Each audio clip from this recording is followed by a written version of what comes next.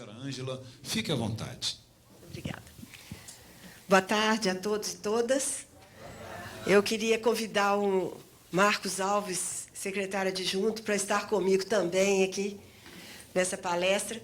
Queria dizer a vocês que eu preciso dele, porque eu estive adoentada e pela primeira vez estou saindo hoje, depois de ter ficado confinada.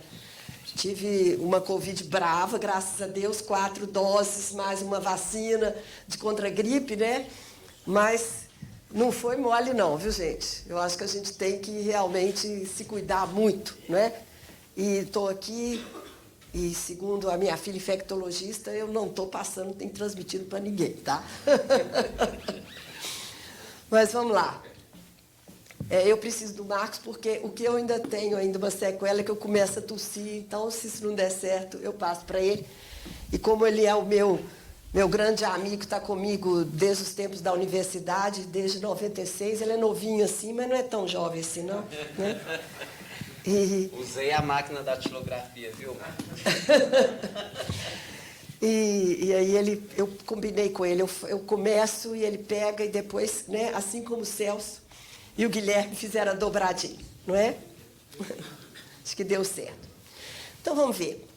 Eu queria dizer a vocês o seguinte. Primeiro, é uma alegria muito grande estar aqui, falando com vocês, e nesse evento, que é um evento como, né, da CODESE, e colocado assim, vamos melhorar a nossa cidade. Eu também sou de Belo Horizonte, nascida aqui, né, tenho o maior orgulho de ser nascida aqui. Acho que eu posso tirar a máscara, né? Melhor, senão fica ruim.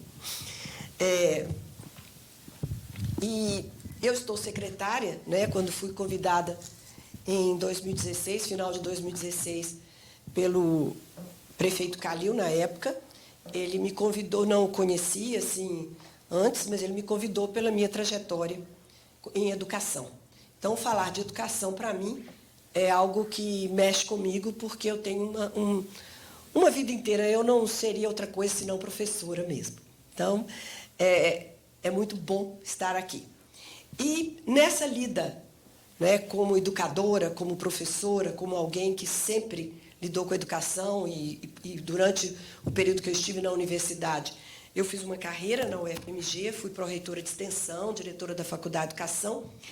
Eu achei por bem começar a minha fala falando de um mote que existe na universidade, que é a indissociabilidade de ensino, pesquisa e extensão, trazendo para cá o seguinte: a indissociabilidade, educação, cultura e desenvolvimento econômico. Por que eu trago isso aqui para a gente começar, antes da gente falar da política nossa? Porque nós temos, né, já, esse é o 5º ano, né, que tem 5 anos e meio que eu estou como secretária, Marcos como secretário adjunto, e nesse período, a nossa frente de ação, né, no Executivo, tem sido pensando em princípios. Princípios, e um dos maiores, talvez o mais importante, é o seguinte: a gente sabe que existe um erro nacional de fragmentação quando se pensa em educação. E fica parecendo que educação é alguma coisa de uma pasta, ou que educação é algo que tem a ver com a escola, com o ensino, com alguma coisa que acontece dentro da escola. Ah, ela gosta tanto de criança, fica lá com as crianças. E a gente sabe que educação não é isso. Então, por que eu trago aquele mote da universidade, ensino, pesquisa e extensão? Porque teve épocas, e a época que eu era pró-reitora de extensão, nós batalhamos muito nisso. As pessoas pensavam assim: o lugar da universidade é ensinar o que a pesquisa produziu e aplicar na sociedade. Mas não é isso, não é? Na verdade, se a universidade inteira não estiver junta no ensino, na pesquisa e na extensão, ela não vai trazer inovação, os grandes problemas sociais para serem discutidos, os grandes problemas científicos para serem discutidos, transformar em pesquisas. E aí a extensão é um mote em que você alimenta tanto a produção científica quanto aquilo que a sociedade pode fazer, contar com a ciência, e aí nós temos um ensino de qualidade.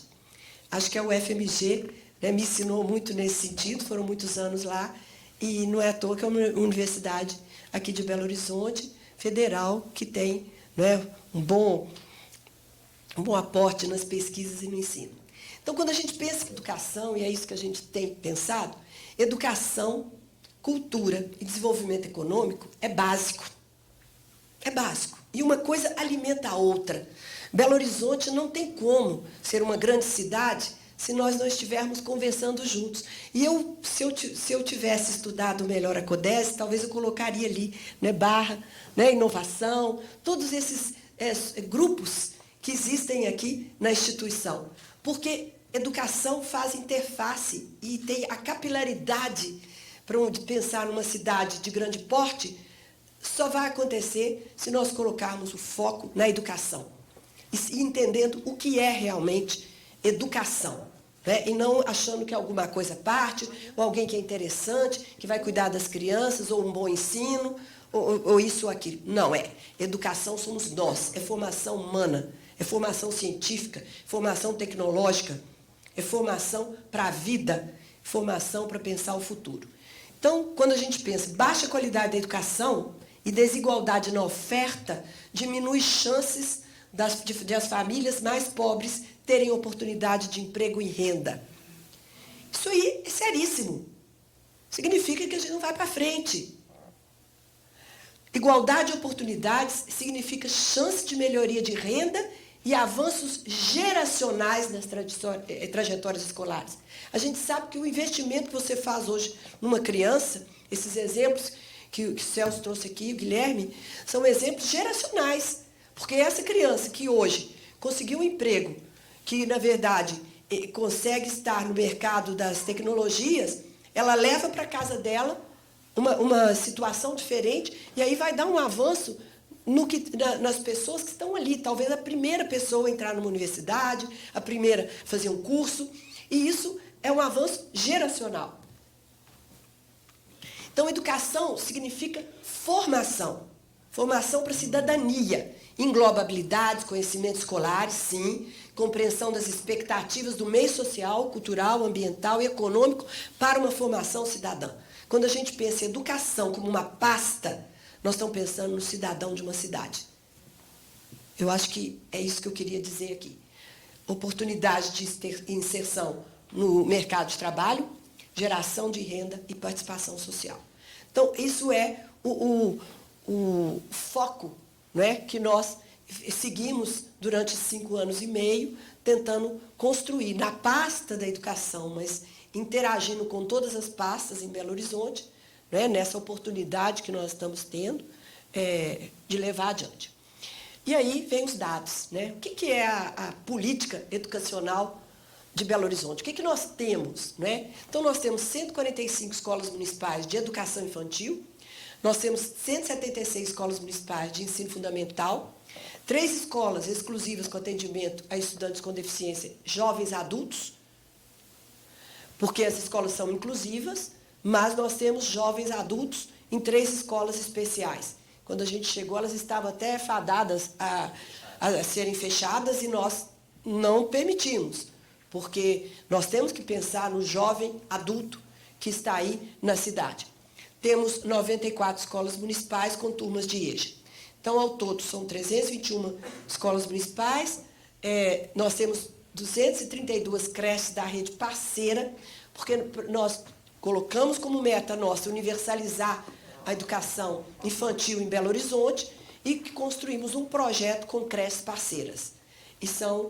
Nós temos aí 232, mas pode ser que daqui a um mês a gente tenha mais 5, porque nós ainda temos um gapzinho aí de 900 crianças de 0 a 1 ano e meio que a gente precisa colocar, não é? E a gente sabe que 900 e algumas crianças é muita sala de aula que a gente precisa, porque são só 6 crianças em cada uma das salas. Então, é uma luta muito grande nesse sentido. Então, vamos.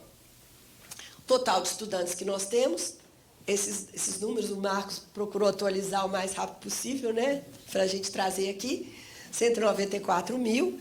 Nós temos 28.956 da rede parceira, que são as creches, né?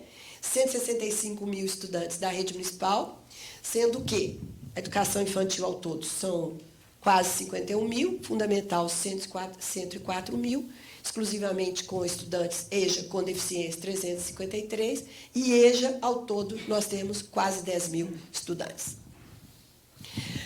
Quando a gente começou, nós vimos que a gente deveria ter alguns parâmetros para desenvolver a nossa política. Então, a consolidação da política de atendimento à educação infantil e ensino fundamental, nós pensamos em creches conveniadas com parceiras prioritárias. Nós chegamos em fevereiro, nós tínhamos judicializações. Em fevereiro tinha 1.500 judicializações. E nós, meu Deus, vamos fazer um cadastro para saber qual é o real problema, qual é a real demanda. Fizemos o cadastro escolar em setembro. Falava-se em fevereiro que eram 19 mil, que era o nosso gap. Descobrimos, quando a gente fez o cadastro, 37 mil. Foi um trabalho, uma guerra para buscar. E aí a gente começou a trabalhar com obras e melhoria nos espaços físicos, ampliar escolas, articular como atender o máximo de crianças possível. Nós também pensamos muito na carreira do professor e numa gestão de escola que fosse ágil o suficiente para criar a qualidade da educação. Mas tinha uma interface importante, a qualidade social da educação. Não é só atender. Atender, numericamente, se a gente vai correndo, você atende. Mas tem que ter uma qualidade social da educação. Então, nós investimos em projetos de melhoria da convivência do ambiente escolar, escola de tempo integral, com escola integrada, escola aberta, educação de jovens adultos e idosos, políticas de inclusão da pessoa com deficiência, projetos especiais de ensino fundamental de protagonismo juvenil e nas bibliotecas escolares. Fica a biblioteca ali. Eu acho que é importante dizer o seguinte: quando a gente investe em biblioteca, nós criamos a ideia do coração da escola. Quando a escola abre, na escola aberta, a biblioteca abre, e hoje nós temos o programa Pérgamo, também ligando as bibliotecas, porque a gente se refere lá, a UFMG virou nossa referência. Se tem programa Pérgamo, vamos automatizar a biblioteca e vamos trazer a qualidade, porque a cidade merece qualidade. As nossas bibliotecas, fizemos há pouco tempo um concurso que há muitos anos não tinha para bibliotecários escolares, e nós temos uma grande rede de bibliotecas com livros que podem ser emprestados para a comunidade. E hoje, depois que nós temos um investimento em tecnologia, tablets, no período da pandemia, nós temos também possibilidades de tablets dentro das bibliotecas serem emprestados para a comunidade, porque o programa nos permite. Eu estou falando rápido porque eu sei que o tempo é curto, mas depois vocês me perguntem alguma coisa. O projeto APIA foi o programa que a gente criou, é uma política que se transformou numa política que é o seguinte: tem uma coisa no Brasil que também nos incomoda, é a fragmentação da educação. Então, a gente sabe que a criança tem que estar alfabetizada até os 7 anos, mas a educação infantil vai até os 5 e 8 meses. E aí fica aquele negócio, quando a gente chegou, alfabetiza ou não alfabetiza? Você alfabetiza aos 7, mas o projeto APIA Infância, um olhar para a infância, diz que até os 8 anos nós estamos falando da faixa etária infância. Então, esse projeto trouxe uma discussão do plano curricular que pensasse as metas e não a fragmentação simplesmente do atendimento, mas algo que pensasse a proposta curricular como uma trajetória. Uma trajetória. APIA vem é inspirada, né, na grande estrada de Roma, que não tem fim, pensando numa trajetória escolar que não tivesse fim. Então, o APIA Adolescência, Horizontes da Adolescência, que tem criança de 9 a 14 anos, e o APIA EJA, que fala de projetos de vida. Então, são 3 blocos que nós consideramos como propostas pedagógicas escolares, na perspectiva da gente ter um plano curricular que transversalizasse toda a política, mas no sentido de não pensar em fragmentações. Então, atendimento com qualidade social e um plano curricular que fosse forte o suficiente para não estagnar e permitir o avanço. Vamos rapidinho aí, Marcos. O próximo. E aí, uma outra questão importante é a questão do tempo integral. Um desafio muito sério. É sério por quê? Porque nós sabemos que nós estamos lidando com o público que precisa do equipamento escola.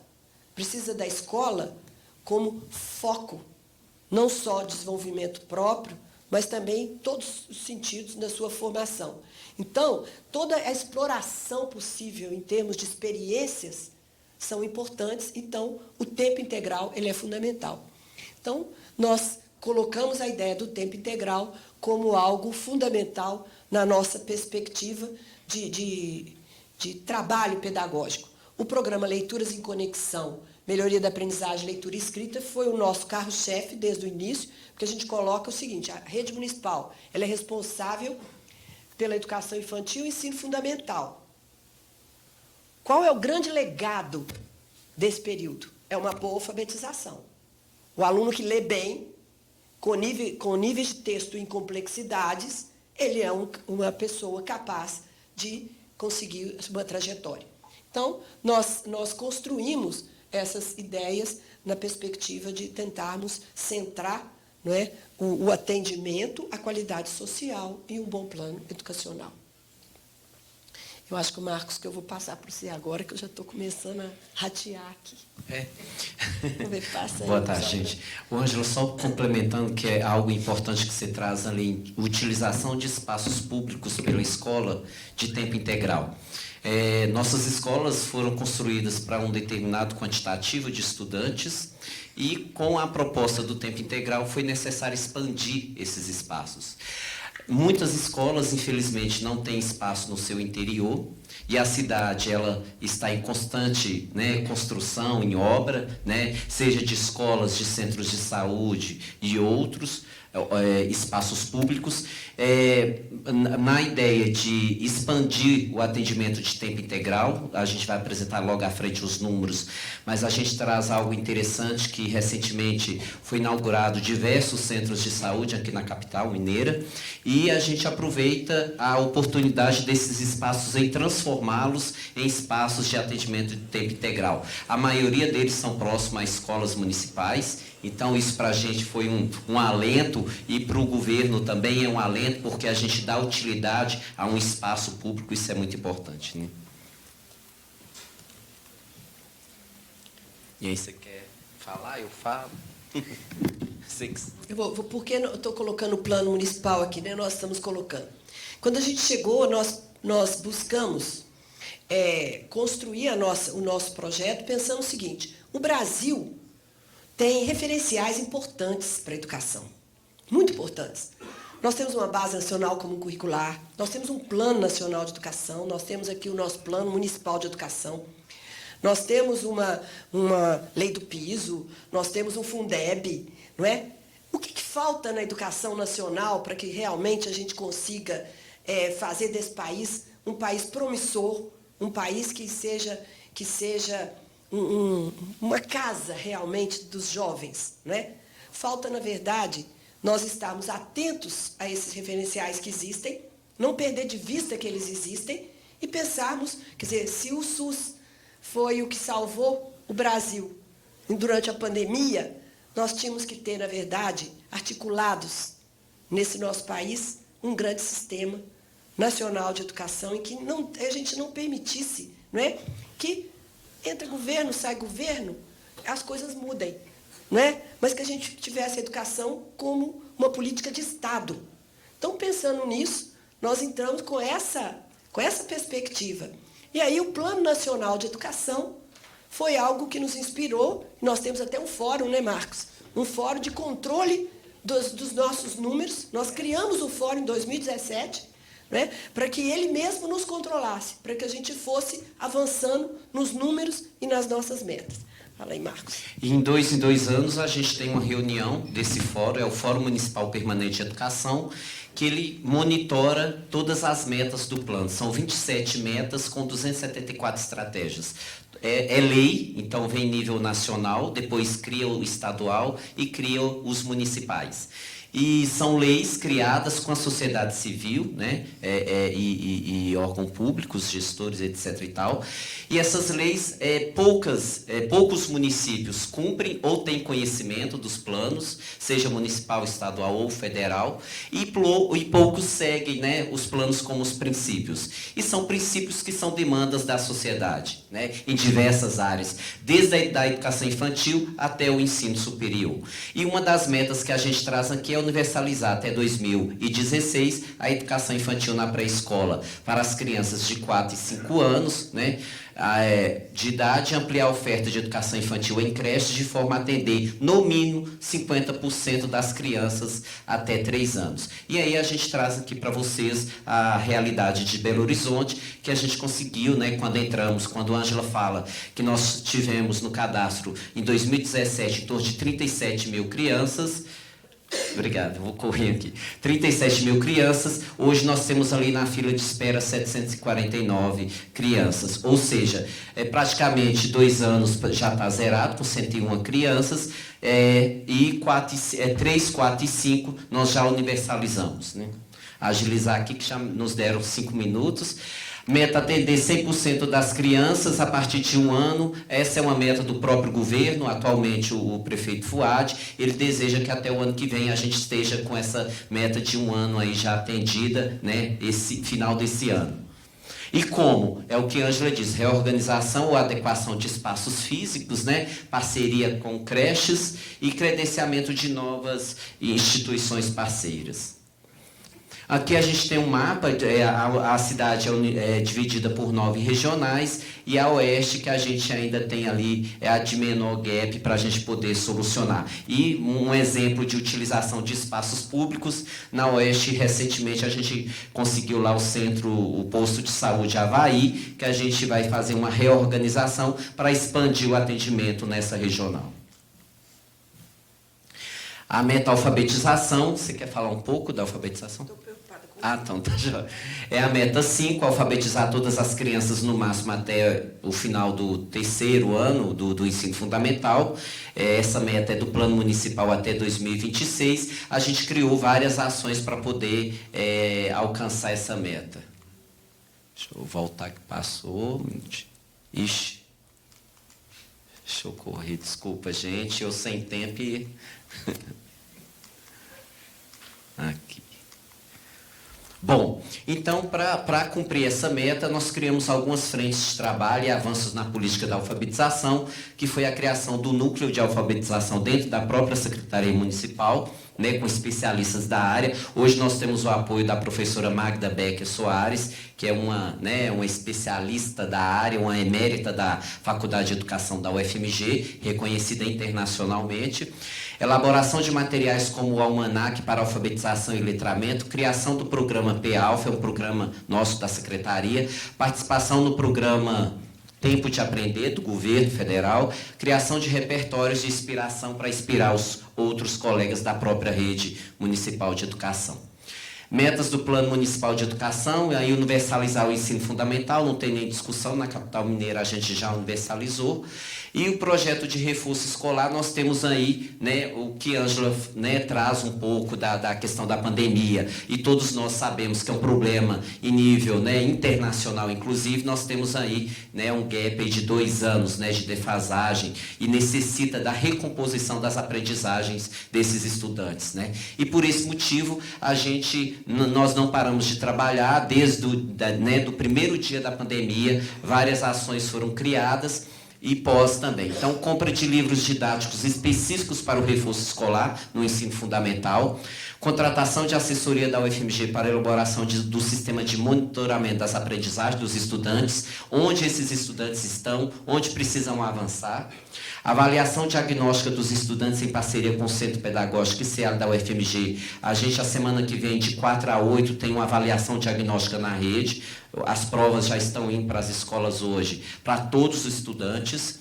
Elaboração dos planos de reforço escolar e recomposição de aprendizagem por escola. Então, cada uma das 323 escolas elaboraram o seu plano de reforço escolar. Aliás, 174. Eu não posso contar as creches porque a gente não está na educação infantil, não tem um reforço. Então, as 174 escolas têm o seu plano específico de reforço escolar, que são monitorados e dialogados com os diretores regionais educacionais. Implementação do programa de reforço escolar na escola, noturno, contraturno, com controle da frequência. Nesse último item são várias ações, mas a gente tem pouco tempo. Você quer falar um pouco? Eu quero comentar o seguinte. A gente fala assim, parece que é uma maravilha, né? Mas eu quero dizer para vocês o seguinte. O retorno da pandemia é gravíssimo. Quando a gente fala assim, controle de frequência, nós colocamos assim, acesso, permanência e mais aprendizagem. São os nossos eixos de 2022. Só que é o seguinte, frequência, nós temos que ir atrás dos meninos lá na casa deles. Porque as famílias se acostumaram a não levar as crianças para a escola. Então, em cada um desses itens aqui, a gente brinca, né? Nós estamos empurrando no paquiderme. É muito complicado. Olha, as crianças voltaram, não é? O problema maior não é a recomposição de conteúdos. O problema maior é o hábito. São as habilidades de estar juntos, de conversar, de dialogar. Então, eu queria que vocês entendessem o seguinte, cada um desses aqui é muito esforço, é muito trabalho, são 24 horas por dia de muita conversa com cada um. Desculpa. E esse último item, por exemplo, quando a Ângela fala do controle da frequência, nós implementamos um especialista em cada escola para ficar por conta de ir atrás do estudante. E priorizamos que essa pessoa contratada fosse que seja da região, porque eu conheço Beltrano, fulano, então facilita. Além dos 43 mediadores, que são servidores da secretaria, distribuídos pelas 9 regionais, onde também está ali junto, batendo na porta daquele estudante. Um exemplo diz que durante a pandemia, quando a gente retoma as atividades escolares, a gente tinha em torno de 12% dos nossos estudantes que não tinham nenhum contato com a escola ou tinham contato parcial. E com essa busca ativa a gente conseguiu reduzir para 0,7%, graças a uma busca ativa via controle da frequência. E aí é um percurso de diversas ações que nós realizamos durante a pandemia. Quando ela iniciou, imediatamente o governo sensibilizou e providenciou a alimentação. Uma ligação que a Ângela recebeu do Calil Ângela, e agora, o que vamos fazer para alimentar essas crianças? Porque na maioria das vezes a escola é a única, a alimentação da escola é a única. Por esse motivo, o nosso esforço para poder universalizar o atendimento da educação integral. Porque quando a criança passa o dia inteiro na escola, ele tem a alimentação garantida. E aí vieram os kits pedagógicos, o mapa socioeducacional foi muito importante para identificar qual professor ou qual estudante tem ou não internet, para a gente poder montar um estudo personalizado para cada estudante. Porque foi o boom em todo o país, aliás, no mundo. Então foi todo mundo buscando tecnologia. Então a gente sabe a realidade da nossa cidade, mesmo sendo a capital. Nem todos têm acesso à tecnologia. Então a gente precisava saber quais os que tinham e quais os que não tinham para a gente poder montar o estudo personalizado. Proposta pedagógica curricular emergencial em parceria com a universidade. A busca ativa, que para a gente foi um sucesso, tanto que a gente mantém essa busca ativa hoje. Projetos pedagógicos estratégicos e o mapa ativo, que é muito parecido com a busca ativa, mas faz um trabalho intersetorial que vai muito além de simplesmente fazer uma busca ativa e trazer o estudante de volta para a escola. A gente fez um investimento em tecnologia, Então hoje a gente tem todas as nossas salas de aula são equipadas com projetor, com computador conectado à internet, com home theater, porque a gente não sabe o dia de amanhã e né, foi um legado aí que a pandemia, infelizmente, é ruim, mas foi um legado positivo que ela deixou. Então, estamos com todas as escolas conectadas, salas de aulas, todos os pontos que não eram cobertos por internet, nós cobrimos esses pontos, né, com Wi-Fi. Mais de 48, todas as escolas têm fibra ótica, mais de 48 mil tablets nós distribuímos, né? Aliás, temos lá na escola para o aluno pegar emprestado via perna, como se fosse um livro mesmo, ou atividades no interior da escola, mais de 1.000 notebooks para os professores, mais de 28 mil Chromebooks, e laboratórios de informática, aproveitamos que levamos os computadores na época da pandemia para a sala de aula dos professores, compramos notebooks e demos uma revitalizada com Chromebooks nas salas de aula, nos laboratórios de informática e trazendo aí programação e outras atividades. E aí a ação dos mediadores, que nós já falamos, e fizemos muito investimento e ainda continuamos. Parece que não tem fim, obra em escola. Então, a gente estamos, né, desde 2017, a gente já vem ampliando para poder ampliar a educação infantil e agora estamos com um esforço enorme para poder ampliar aí a educação integral, que a gente tem em torno de 39 mil crianças no cadastro e já estamos atendendo em torno de 86%, ou seja, 32 mil crianças já estão sendo atendidas. A meta do governo é até final do ano, mas a gente acha que até as próximas 2 semanas, ou agosto, a gente já consegue bater essa meta de atender todos os nossos estudantes em tempo integral. Marcos, como obra já foi realizada? Não. A gente, enquanto a obra acontece dentro da escola, a gente está com a casa alugada em frente, ou em parceria com outro espaço público, e por aí vai. É isso aí, é a educação em tempo integral, então são os números, lá no último a gente tem uma demanda de 39 mil, estamos atendendo 33 mil. E como? Contratação de OSCs, parcerias, como é feito nas creches, contratação de monitores estagiários, adequações físicas, parcerias intersetoriais, etc. e tal.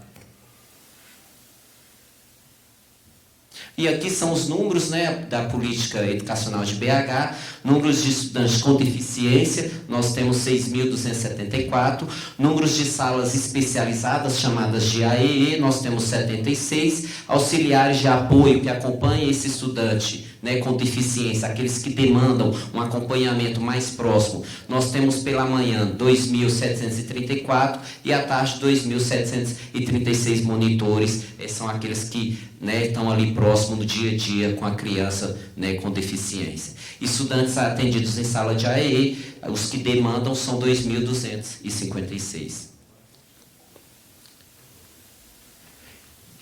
A meta anterior. Aí, você quer falar aqui? Eu queria falar da educação de jovens adultos, complementando o que eu falei no início. Tem uma questão no Brasil que é o seguinte: nós temos que atender o jovem adulto e o idoso também.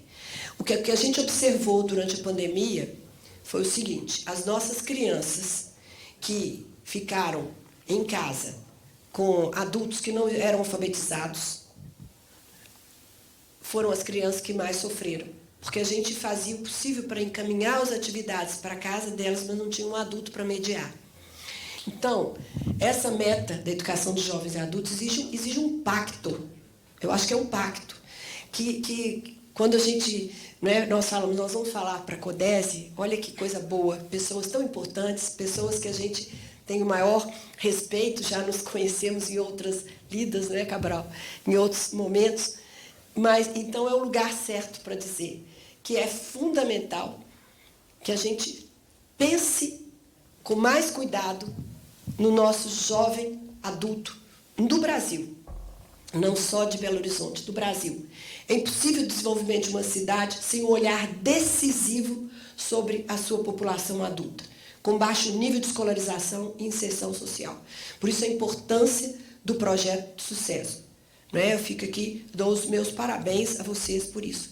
Mas quando a gente pensa em educação, se nós não pensarmos com muita clareza sobre o que significa o impacto numa cidade na educação de jovens e adultos, nós vamos continuar, né, na verdade, enxugando gelo, né?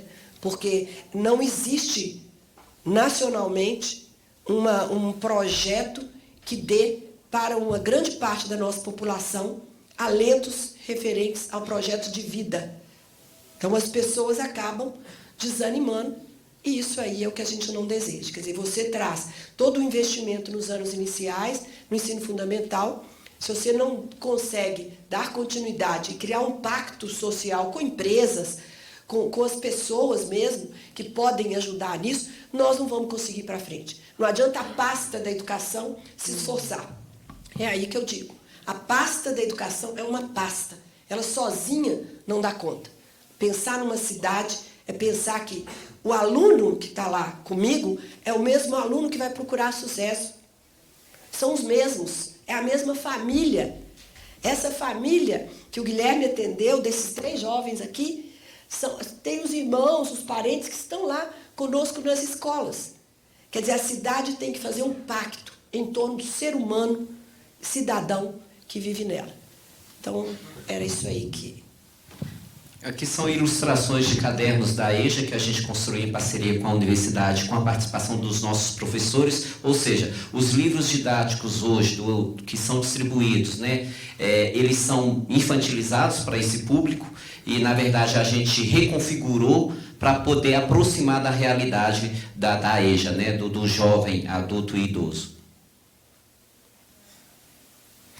Valorização do magistério, essa é uma meta cumprida, a gente já paga o piso salarial do professor. Aqui, internamente, a gente teria várias coisas para poder dizer sobre a valorização do profissional da educação em relação à formação, né, à progressão na carreira, as leis implementadas pela prefeitura são diversas, mas já nos chamaram a atenção aqui várias vezes, então deixa a gente correr, né? Os programas APES que a Ângela já explicou lá no início, né, o que é cada um. E é isso aí. É preciso uma aldeia para se educar uma criança. A gente agradece muito, né? Obrigado.